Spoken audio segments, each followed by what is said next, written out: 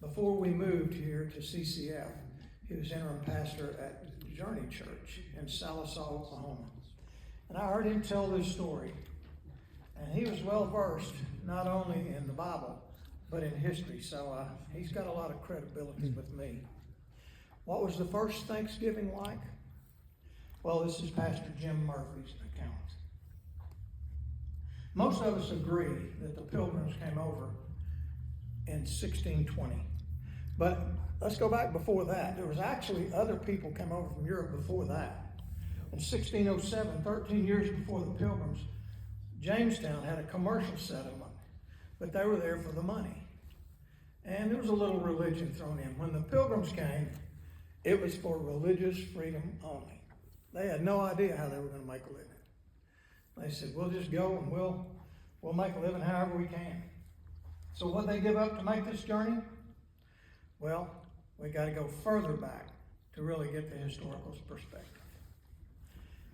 In Europe, in the 16th century, now that's the 1500s.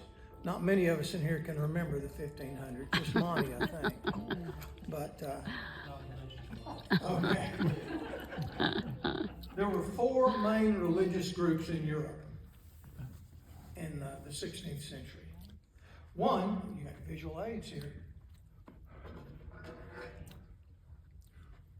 One was the Church of Rome. They had the Pope. And they pretty well ruled the roost.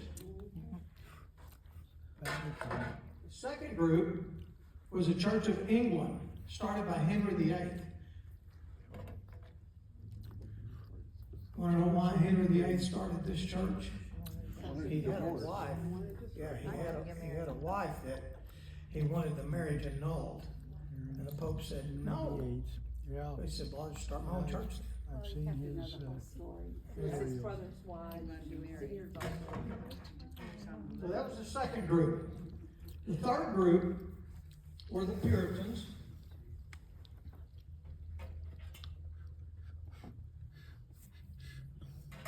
And they eventually broke away from the Church of England because of their Calvinistic views.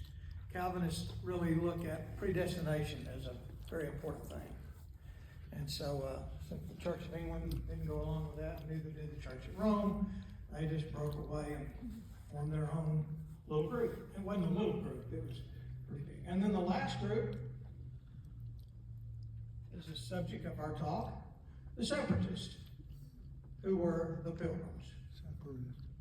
So, now if I'd have known all of y'all were going to sit over on that side, I'd put these stands over there first. But that's okay.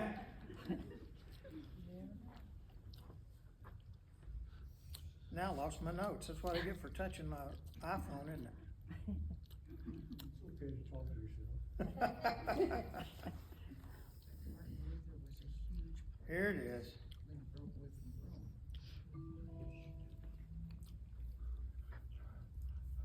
I said here it is. There it is, right there. So, when those four groups got there, here's what when they began to interact with each other. Here's what happened. The Separatists, well, the Puritans, this group, they wanted rid of the Separatists. They didn't want them around. They didn't like what they believed. And so they got the Puritan Parliament to pass a policy that anyone over 16 that missed church for a month or more could be arrested and prosecuted. Now, I'm trying to get Pastor Pat to not institute that here. But that was the deal.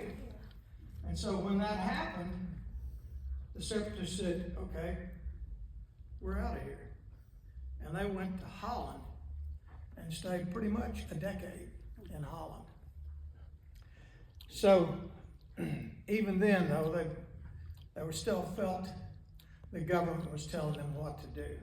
So they began to talk among themselves, where could we go to just absolutely worship freely? And that's when they decided America was the place. Well, but they had no right to go to America, so they had to ask King James to give them permission to go and tell them where. And he did. He granted them a place near what is now New York, and then it was called the Virginia Company. But he said, you go to America, you can have this place here. So 2 ships in 1620 set sail. The Mayflower and the Speedwell. Now, I'd never heard of the Speedwell until he told me this. But the Speedwell they both started together, and the Speedwell went a short distance and turned around. We're not sure whether they forgot something or whether they changed their minds, but they turned around. But it didn't last long because they turned around again and started back. The second time they went back was the end. They did not pursue it any further, but the Mayflower did. They kept going. They had 102 plus 30 crew on their ship. Now I want to show you how big their ship was. I got me 4 volunteers to go stand where these music stands are. Actually, not music stands, they're announcement stands. I got in here with a tape measure this afternoon. Probably gonna switch hands. We're okay. I got my thing. But thank you, Austin. If I asked 5 people, that was my mistake. So, the ship was 85 feet long. I measured that with a tape measure. My wife helped me. That's approximately the best of my measurements, about 85 feet. It was 25 feet wide. So that's from Frank over to Sam, or over here, Dennis to Monty. Now you say, well, there's plenty of room, and I had hoped that a bunch of you would be sitting outside of the boat, and I'd say, okay, you got to get up here and get in the boat. But I think everybody's inside the area. Now I know the boat is not square, so but this is probably the seating area was this big. That's how big. So, thank you guys. You can go back and sit down now. They see how big it is. So what you're forgetting is they had all their animals with them. Well, that's the thing. They had all the animals too. Not only, she's right, not only were they crouched in with 100, now we've only got 50 here, 48 or 49. Chris and Patty aren't even in here. Imagine this with 102 and everything they owned in the world. If they had a dog or a horse or anything that they would allow them to take, everything was packed in that area. For how long? A week? A month? 65 days. I can't even imagine being this close to all of you for 65 days. And they had to go to the bathroom in front of one another. I thought of that. I didn't want to bring that up, but Well, they did. don't know exactly what their plumbing situation was like, but they were on there 65 days. So, when they finally landed in Massachusetts, they went, oops, this is not where we're supposed to be. And but they were glad to get there because they'd been 65 days with 102 people plus 30 crew and animals, possessions, everything. Everything was there. When they got there, they were glad to get off the boat. And they said, but this is not where we're supposed to be. We got to find land. So they made 3 journeys venturing out to try to find suitable land.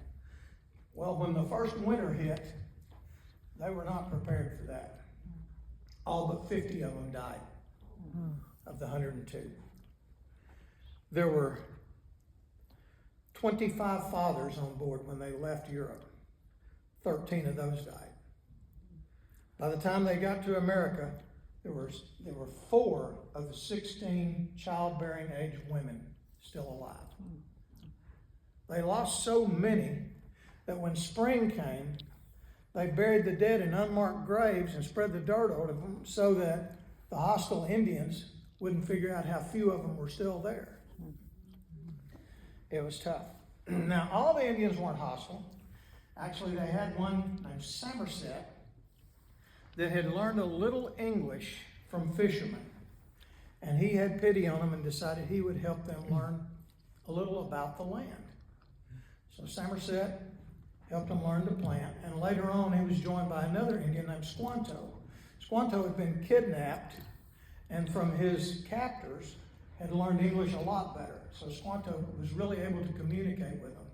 So Somerset and Squanto helped them plant, cultivate, water. When spring came, the Mayflower went back. None of the pilgrims chose to go. They said, nope, we're here, we're staying. And they did. So they cultivated their crops the way they'd been taught. And when the next winter came, and they had harvested crops, and they had food, and they could realize, you know what, we're gonna make it. When they sat down for that food, they were thankful. And from that seed, we get what we call Thanksgiving today.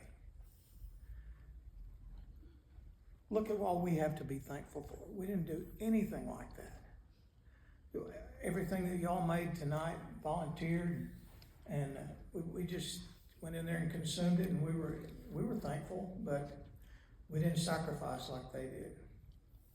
So we just hope, you've got, I love Thanksgiving, it's my favorite. And so the good thing about this is I get to celebrate Thanksgiving twice or 3 times. Next Thursday, we're going to a JVU with our small group, JVU Thanksgiving dinner, and then the Thursday after that is Thanksgiving. So 3 Thursdays in a row, I get to celebrate Thanksgiving. But I just hope as we recall this story during the Thanksgiving season this year when we're celebrating, Primetimers have so many more Thanksgivings to remember and celebrate. I hope we'll reflect back on what those original people did to start this tradition of Thanksgiving. Pastor Chris?